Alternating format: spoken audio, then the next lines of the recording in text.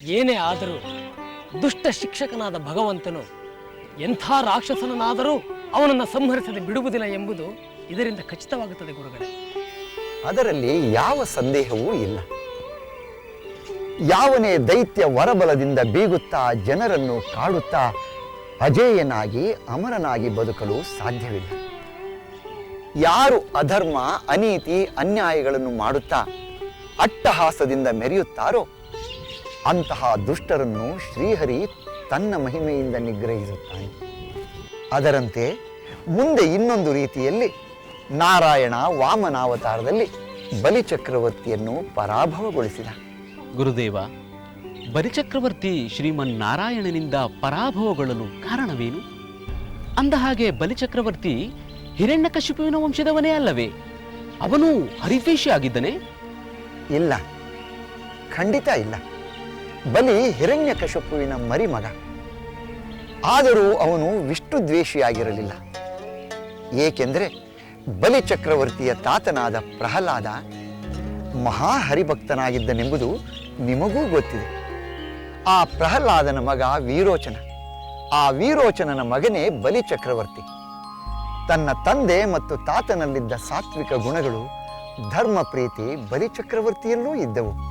ಹೀಗಿರಲು ರಾಕ್ಷಸರ ಗುರುವಾದ ಶುಕ್ರಾಚಾರ್ಯರು ದಿಗ್ವಿಜಯ ಸಾಧಿಸುವ ವಿಶ್ವಜಿತ್ ಎಂಬ ಒಂದು ಮಹಾಯಾಗವನ್ನು ಬಲಿಯಿಂದ ಮಾಡಿಸಿದರು. ಆ ಯಾಗದ ಫಲವಾಗಿ ಬಲಿ ಮಹಾಶಕ್ತಿವಂತನಾದ. ತ್ರಿಭುವನಗಳಲ್ಲಿ ಅವನನ್ನು ಎದುರಿಸಿ ಗೆಲ್ಲುವ ವೀರರೇ ಇಲ್ಲದಂತಾದರು. ಅಷ್ಟೊಂದು ಶಕ್ತಿ ಪರಾಕ್ರಮಗಳು ಬಂದ ಮೇಲೆ ಯಾರೇ ಆದರೂ ಎಲ್ಲರನ್ನು ಗೆದ್ದು ತನ್ನ ಅಂಕೆಯಲ್ಲಿಟ್ಟುಕೊಳ್ಳಬೇಕೆಂದು ಬಯಸುವುದು ಸಹಜ. ನಿನ್ನ ಮಾತು ನಿಜ, ಖಂಡಿತ. ಅಂಥ ಅಪೇಕ್ಷೆ ಬಲಿಯಲ್ಲೂ ಉಂಟಾಯಿತು. ಕೂಡಲೇ ಅವನು 3 ಲೋಕಗಳನ್ನು ಗೆಲ್ಲಬೇಕೆಂದು ಹೊರಟ. ಎಲ್ಲ ದಾನವರಂತೆ ಅವನಿಗೂ ದೇವರಾಜನಾದ ಇಂದ್ರನನ್ನು ಗೆದ್ದು ಸ್ವರ್ಗಾಧಿಪತಿಯಾಗುವ ಬಯಕೆ ಮೂಡಿತು. ಅಂದರೆ ಬಲಿಚಕ್ರವರ್ತಿ ಸ್ವರ್ಗವನ್ನು ಗೆಲ್ಲಲು ಮುಂದಾದನೆ? ಹೌದು. ಅಂತಹ ಬಯಕೆಯಿಂದ ಅವನು ಸ್ವರ್ಗದ ಮೇಲೆ ವಿಜಯ ಸಾಧಿಸಲು ಹೊರಟ.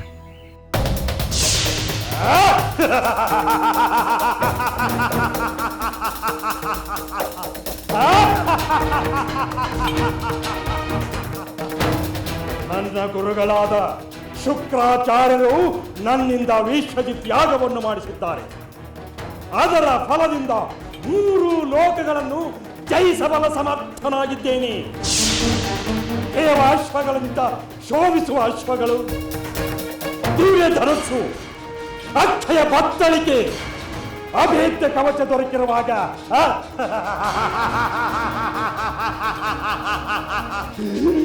ಈ ಬಲಿ ಚಕ್ರವರ್ತಿಯನ್ನು 3 ಲೋಕಗಳಲ್ಲಿ ಯಾವನು ತಾನೇ ಜಯಿಸಬಲ್ಲ? ಅದಕ್ಕಾಗಿಯೇ ನಾನಿಂದು ದೇವಲೋಕಕ್ಕೆ ಬಂದಿದ್ದೇನೆ. ಇಂದ್ರನ ಅಮರಾವತಿಯ ಮೇಲೆ ಆಕ್ರಮಣ ಮಾಡಿ ಜಯಿಸಿ ಸ್ವರ್ಗಾಧಿಪತಿ ಎನಿಸಿಕೊಳ್ಳುತ್ತೇನೆ.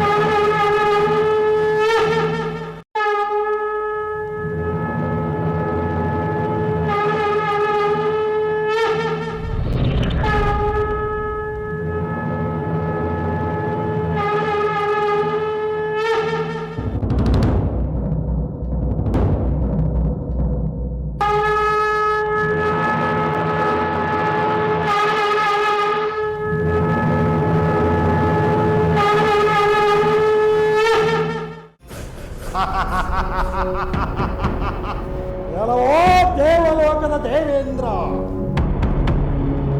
ನಾನು ನಿನ್ನ ಲೋಕಕ್ಕೆ ಬಂದಿರುವೆ, ನಿನ್ನನ್ನು ಗೆಲ್ಲಲೆಂದೇ ಬಂದಿರುವೆ, ನಿನ್ನ ಸ್ವರ್ಗ ಸಿಂಹಾಸನವನ್ನು ಏರಲೆಂದೇ ಬಂದಿರುವೆ.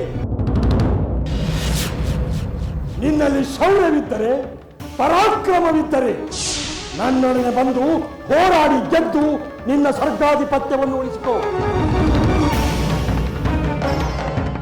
ನಿನ್ನ ಶೌರ್ಯ ಪರಾಕ್ರಮಗಳೆಷ್ಟು, ನಿನ್ನ ವಜ್ರದ ಬಲವೆಷ್ಟು ಎಂಬುದನ್ನು ತಿಳಿಯಲು ನಾನು ಕಾಯುತ್ತಿದ್ದೇನೆ. ಬಂದು ನನ್ನೊಡನೆ ಹೋರಾಡು. ಬೇಕಾದರೆ ನಿನ್ನ ಸಮಸ್ತ ಬಲವನ್ನೇ ಕರೆದುಕೊಂಡು ಬಾ.